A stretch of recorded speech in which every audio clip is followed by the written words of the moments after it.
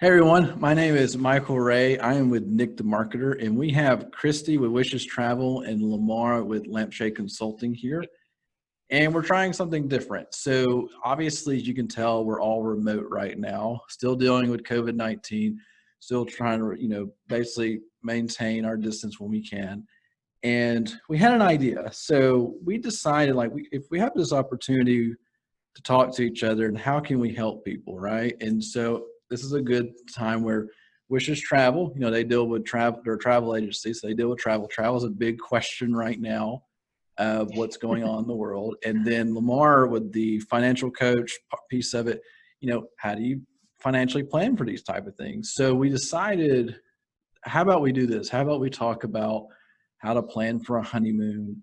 What does that look like? Because I know from my wife, she's a wedding photographer, so we hear this a lot of people talking about their honeymoons and then the issues that come up, or it costs way more than they thought it was going to cost, and all these things. So we're going to take a couple minutes of your time here and kind of go through what does that look like for a honeymoon? What are some like buyer beware examples? Like, you never thought about this, and that's why we're here to help you think about it. And hopefully everyone will get a little bit out of it. And then of course, whenever we put this out here, we'll have links to the websites. And then if you want to message us and have questions later, happy to answer that for y'all. But I'm going to pass it to Christy now. She's going to talk a little bit about what she does and then a buyer beware example, and then we'll go to Lamar as well. Sounds good. Sorry, I had to change my background. My hair kept coming and going. So love the virtual world we live in right now. So my name is Christy Massolino, and I own and manage Wishes Travel with my husband. I've owned the company for 8 years, and we specialize in sending people on simply magical vacations all over the world. So we've done everything from sending people to Greece, to Ireland, to Hawaii, lots of honeymoons, lots of Caribbean, lots of Jamaica, and then lots and lots of families to Disney. So that's kind of our specialty. And we look forward to being able to resume that as soon as all this COVID stuff kind of settles. Mm-hmm. Awesome. And then Lamar, a little bit about yourself. Yeah, sure. Hey guys, I'm Lamar Mayton. I own a company called Lampshade Consulting, and I'm a financial coach. I like working with people that are going through life changes, specifically people that are about to get married, new couples here, and they're trying to plan that honeymoon, trying to plan that perfect vacation right after. But I don't want to get stressed. I want to have a good time. And too many times they go get married and boom, they're right off to the honeymoon. It's like, gosh, I'll take a little break here, breathe a little bit, have a bit of fun. Don't get so caught up in all the details, but why are you doing this? So my big thing is, kind of figure out why you want to go where you want to go, your priority, what's most important to you, and stuff like that is kind of what my goal is to help the clients out with. Nice. Very good. So now I mentioned earlier about this idea of a buyer beware example. So Christy's smiling pretty big right now. Oh yeah, I got a good one. I mean, it's safe to say that in your industry, there are probably some wild things that happen that we probably don't want to imagine for ourselves. Yeah, so what's a good example of a buyer beware? I could give you about 1 million of them from COVID. So I won't go there because that's more of an anomaly. But, once things resume, I've got a really good story that I can give you for just a normal vacation gone wrong. So, a lot of times clients will come to us for like a Disney trip, but think they can do it on their own and book with like an online travel agency for a trip to the Caribbean or Jamaica or something like that. So we had some cute honeymooners that had done a big Disney trip on their own with their family, but decided that they wanted to save some money and go to Cancun on their own. So I wasn't involved with their trip at all on this aspect, but all of a sudden one day I get this crazy phone call. It's like 9 p.m. at night, and it's my original client's daughter, and she's in a panicked mode standing there at the hotel. It turns out that the online travel agency that they booked with never actually paid the hotel supplier for the trip. So it looked like it was paid in full, but there were some hiccups along the way. Now, this could be something that was remedied if it wasn't 9 o'clock at night and their phone lines were not closed. So the easiest solution for us, because it wasn't our booking, and it's actually the supplier that she used is not one we ever book with because they're not reputable, was for us to actually rebook her while she's standing there at the front desk for their honeymoon at the same resort. So, and told her when she gets back, she needs to call that online company and deal with that later. But right now, let's solve the problem that we have at hand. Got it fixed for her. went on her merry way. But when she got back, I said, well, how was the rest of the trip? Did I hopefully make it smooth for you? And she said, well, Christy, she goes, we'll never do that again. She said, my husband and I never read any of the fine print of the resort that we were staying at. We had our romantic honeymoon dinner for one of the nights, spent a lot of upcharge and money that we didn't expect to spend because we didn't realize it was not the part of the package. And we didn't realize he had to have a sports coat. So we spent money we didn't have. He sat there in an ill-fitting sports coat for this, what was supposed to be the romantic dinner of our honeymoon. So that's, again, an example of how the client thought she saw a good deal, didn't do her research, and it turned out to not be the honeymoon that they had always anticipated. You know, that kind of reminds me of when, if you ever try to apply for car insurance online or, Yes. you know, or an auto loan online, and all of a sudden you get blown up with a million people trying to contact you, and it's never what you actually need. And then and if you end up going that route, you end up spending more money than you realize, and you thought you were getting a good deal.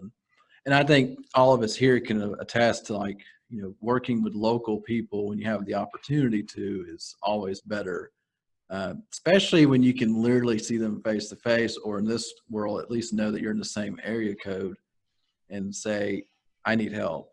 And you can tell that I need help. So yeah, like that client, she didn't realize is we would have booked her the exact same hotel space. I mean, she would have had an oceanfront room at the same exact resort. But what we would have done is ensure that the room was booked because we used a reputable supplier, and probably been able to surprise her with a bottle of champagne in the room because we know that, you know, we know the supplier.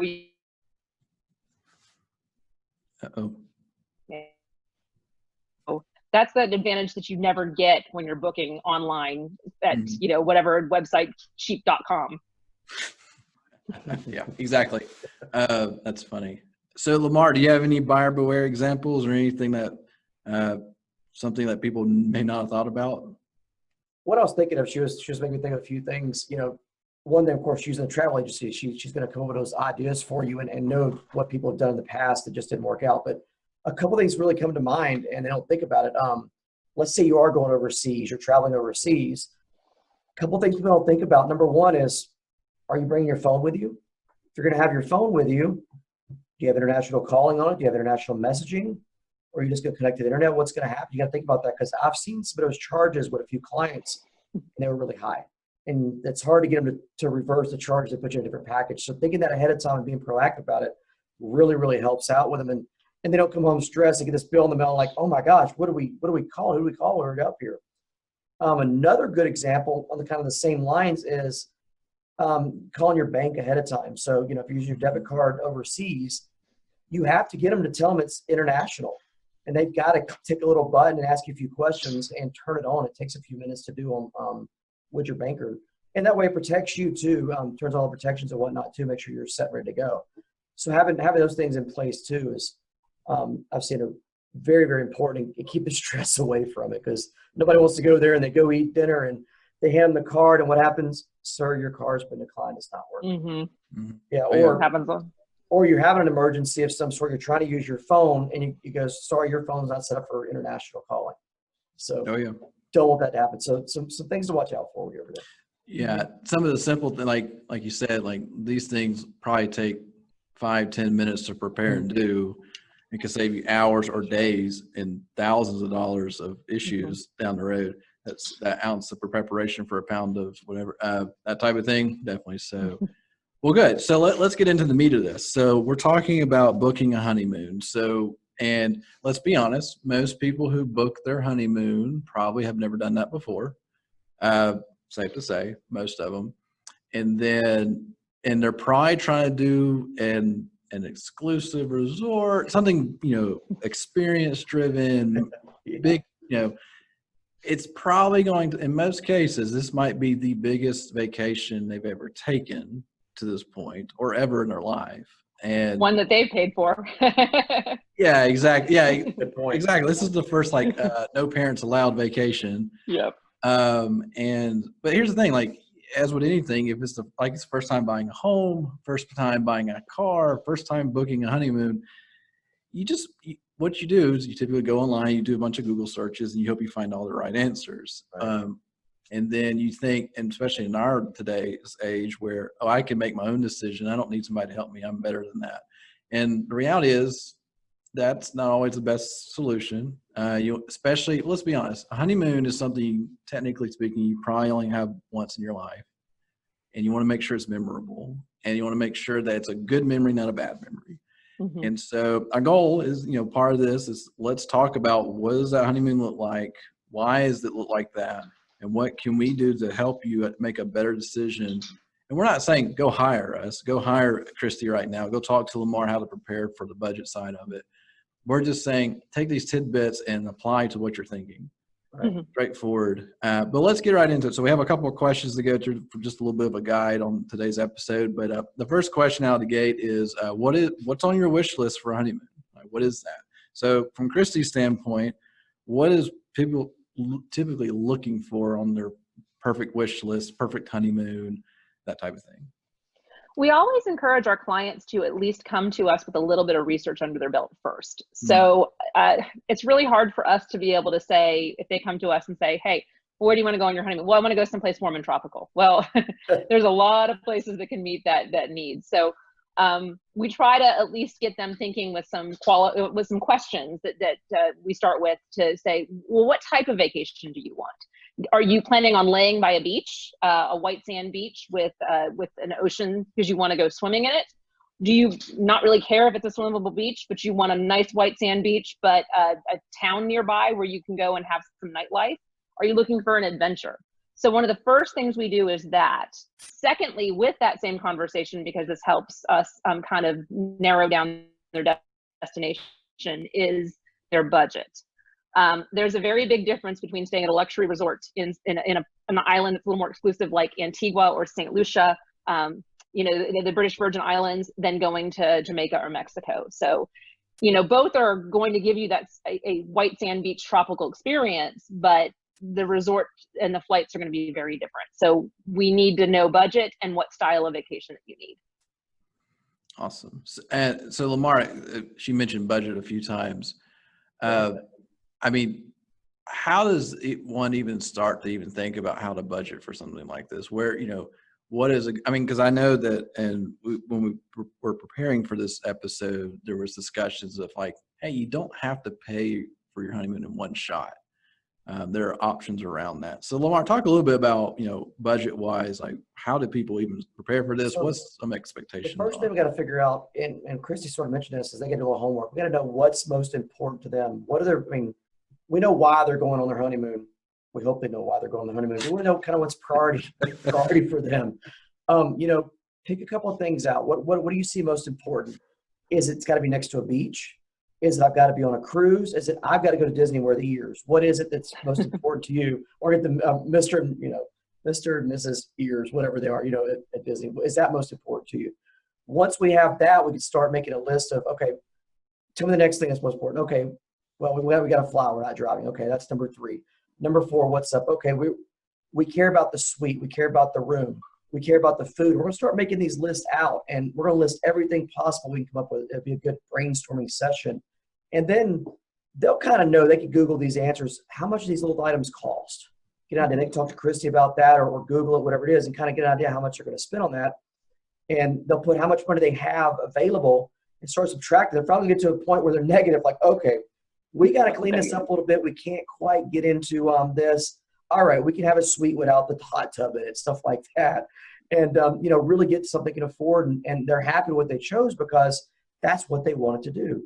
So that's really how you start with it. There's some more involved to it, some more exercise. But that's the basics for it. Well, and I was going to say, and that goes into part of the why. So obviously, Yes. if someone can say, I want everything in my honeymoon. But then with the list.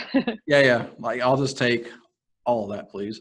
But there's a reality check of budgets and things like that. And then just the reality of you just don't have enough time per se. True. But when we look into the why do you want to be on the beach, or why do you want to be in the mountains? Why do you want to be in an all-inclusive resort? Why is that jacuzzi hot tub so important? And I think that's something we should talk a little bit about, because I'm sure, Christy, you probably hear a lot of whys. We want all these things. And then when they boil down to it, they don't have a great reason for the why. So let's save you a little money and put it toward the real whys. Yeah. You want to just have a place where it's good food and you can just relax the whole time. Or do you want to be pure adventure and be Mhm. doing all sorts of stuff.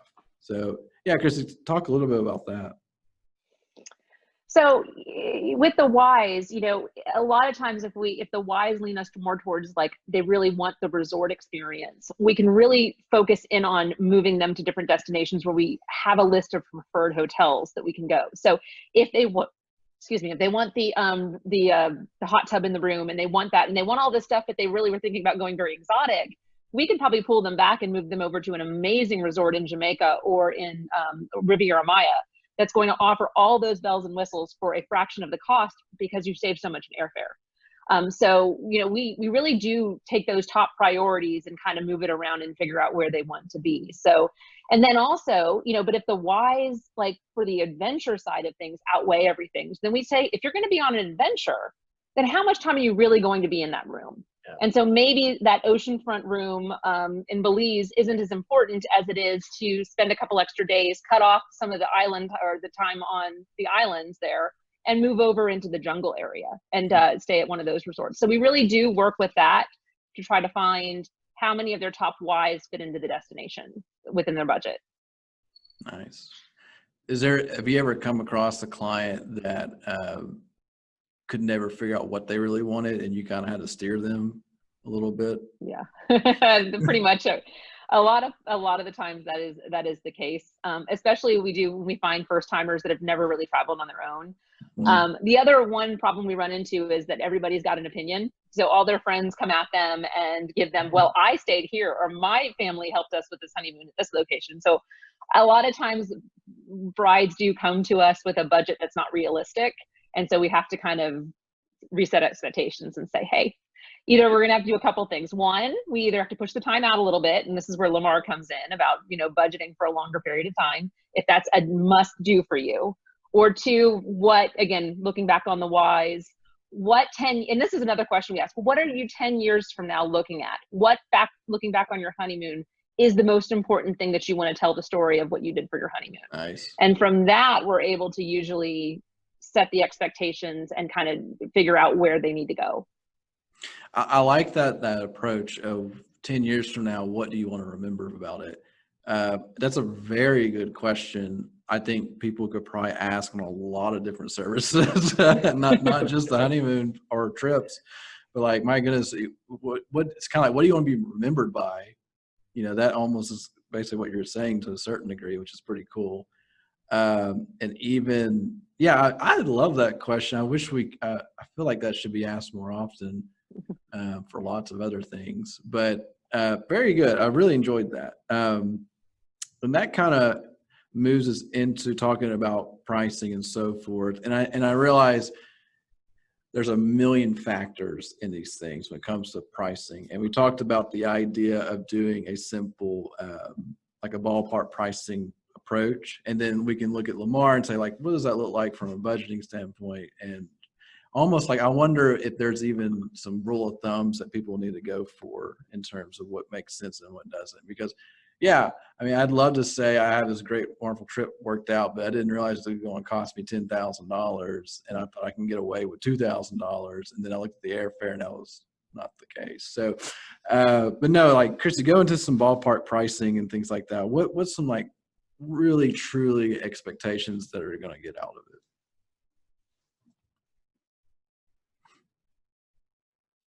Was that a question for Lamar or for me? For you. Sorry. Yeah. Sorry. Oh, sorry. The Zoom cut out there for a second. Could you repeat the last part of that question again?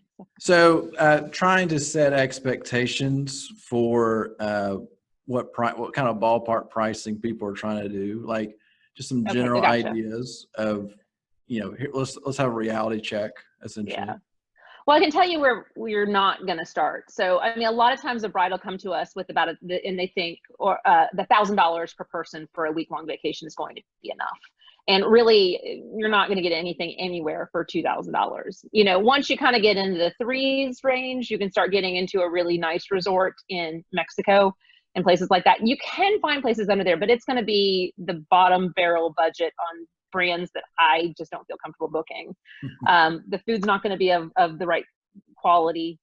And honestly, too, if you got a bride from Birmingham, they want good food. I mean, we're lucky here in the Birmingham market. We got some good restaurants. And so our brides and grooms tend to be a lot pickier eaters. So I would definitely say that and upwards. But really, too, we do need to know the bottom line budget. And that needs to include excursions, how much you are going to plan. If the resort that we end up is going to include tips, or if the tips need to be separate, service charges, all of that kind of needs to be factored in, and also travel insurance.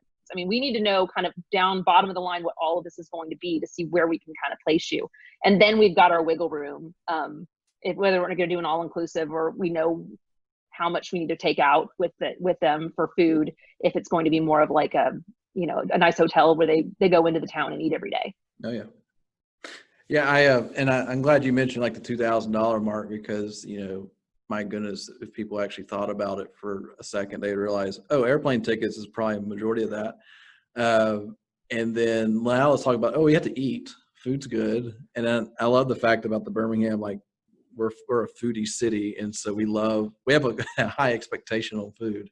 Very true. Which is pretty funny. So Lamar, from your standpoint, so she talked about, there's some large budgets that can be used here for honeymoons and stuff, but it almost sounds like, you have to kind of figure out what makes sense. And then also even in comparison, because, hey, you just had you're booking your honeymoon, which means you just had a very expensive event called a wedding. Right. And so, my goodness, that's thousands upon thousands of dollars. When does it make, when's the cutoff, or when's the reality? I don't want to get married and all of a sudden have $30,000 of debt from our wedding and honeymoon. What's the reality check there, Lamar, from like a budget standpoint? I don't think there's a one size fits all, kind of like Christy's saying. It's really going to depend on the situation. I mean, they've got to decide, okay, we're going to have our wedding, our reception, we're going to have fun, but really the honeymoon's most important to us. Maybe that's something they need to think about, and that needs to be thrown into it, the whole pile of money. And they've got to decide, got to figure out, do they have friends and family giving them extra money to help them with this? Is this something they've got to come up with their own? And they're not treated like any other budget item. They're going to have to figure out, okay, how much can I put towards this goal that I want to have? How much am I going to save? And then, what do I get on top of that? So it just depends on the family. But yeah, I mean, easily, we're easily talking, $5,000 to $10,000 easily for a decent, on upwards of $10,000 for the decent vacation for the honeymoon, what they want to do. So yeah, they got to start saving and think about this ahead of time. It can't be last minute. Oh, I'm getting married next month. I guess I want to go on a honeymoon. Well, it doesn't work. Just throw it on the credit card. Yeah. And as you mentioned too, some of the things that really kill them on there are food. Food, no matter what, in any budget, always ends up hurting them somehow, especially going overseas. You're like, oh, food's not included. I got to go out to eat every night. Well, that gets a little bit expensive. Room service, going out to eat, that's a killer right there. Can't go down to the local Piggly Wiggly and get what you need. Not that easily all the time. Yeah, and you use the wrong credit card, all of a sudden you've got all those foreign exchange fees too. That'll kill you too. So going and going and going, yeah. Oh, yeah. That just makes it hard. Okay, so I mean, it sounds like there's some reality checks. There's a lot of details that people may not account for, but it is something that's going to happen, right?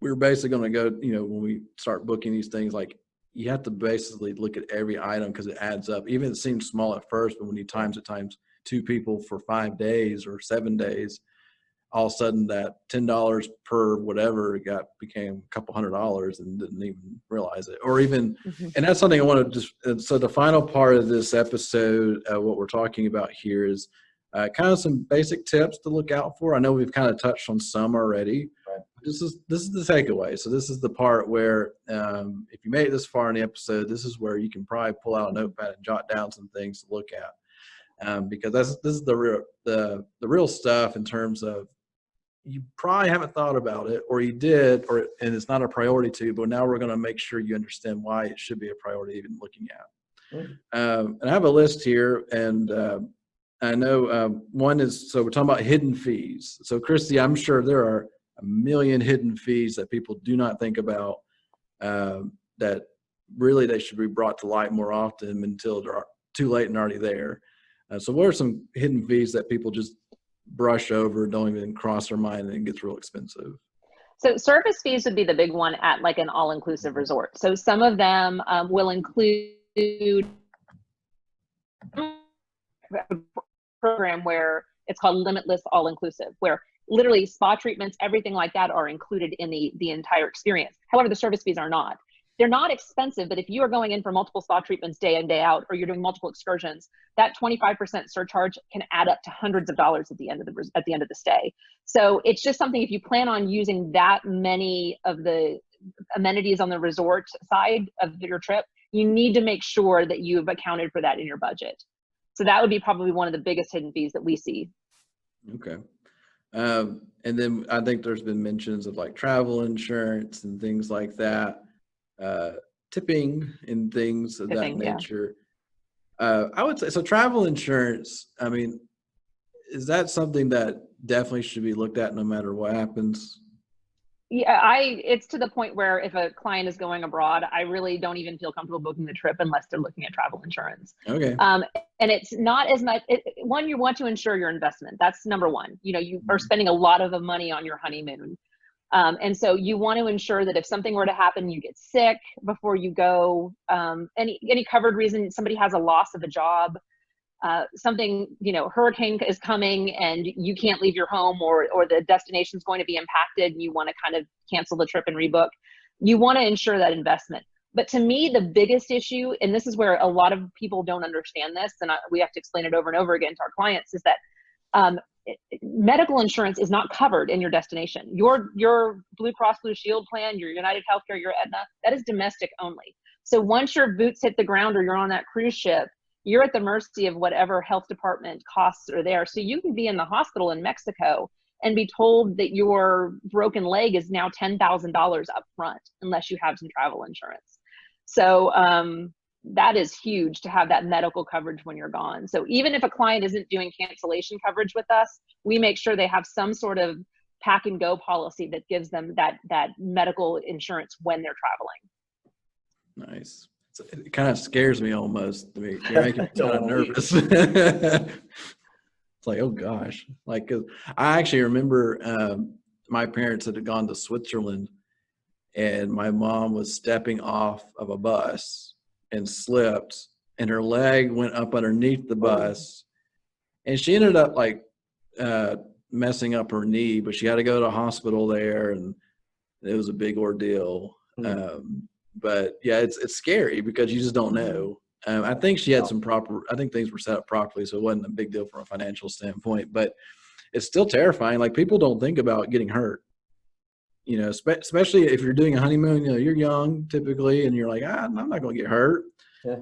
And then, then you do. So very good. So some other quick tips there. So going to Lamar, talking about payment plans and, you know, even the cost of like what time of the year traveling and stuff like that. So what's some general like tips on how should you, like, what's a real expectation on payment plans and, like, you know, that type of thing? Well, you know, payment plan kind of be what you're going to be able to pay, I guess you could say. It's better to save the money on your own and you know, work with Chris to be able to pay her however they have that worked out. Usually they have something worked out. It's not like credit or anything like that, but it's a way to not to pay it all at once. But, you know, if you could save the money and you pay it all at once, they're not going to deny that either. Some things to think about though, also, I know she was talking about that, but clothing, people got to think about, okay, what do I need? What am I going to wear? Where am I going? If, for example, in the South, we've got a little bit of everything. Clothing wise, we're going to be ready to go in a warm or cold, depending where we go. But, you know, do we need an extra bathing suit? Do we need some extra clothes? Are we having a nice dinner one night? We've got to have a suit and tie. You know, do we need to rent that? What does that look like? Stuff like that. But you mentioned on time of the year to go. A lot of people rush and they rush and they rush. And they want to leave right after the wedding and go. Well, why not take your time, find the best time of the year to leave? Maybe it's a few weeks later, maybe it's a month later. Get a better deal, no stress. Take your time, everything's packed, and go then. Just some things to think about. But I definitely would, you know, help you out and not be stressful at the same time too. Yeah, I think the last thing you want to do is take a honeymoon and then all you think about is the money you just spent. Yeah, that's very true. Because there's nothing relaxing about that. I honestly, I think paying off, it sounds weird, paying off your honeymoon before you have it. So then you it's called saving for your honeymoon. There you go. Yeah. There you go. Paying off is after the honeymoon. But no, that's saving for your honeymoon before you have it. So when you get on that airplane, everything is already taken care of. Right. And you are you just go enjoy it. That's the whole point, right? You're not supposed to, I mean, that's the last thing you want to do is sit there and worry about your vacation that you're trying to pay for while you're trying to have a vacation. Oh yeah. That doesn't do a whole lot of good, does it? And so anyway, well, good. All right, guys. So we've reached the end of this.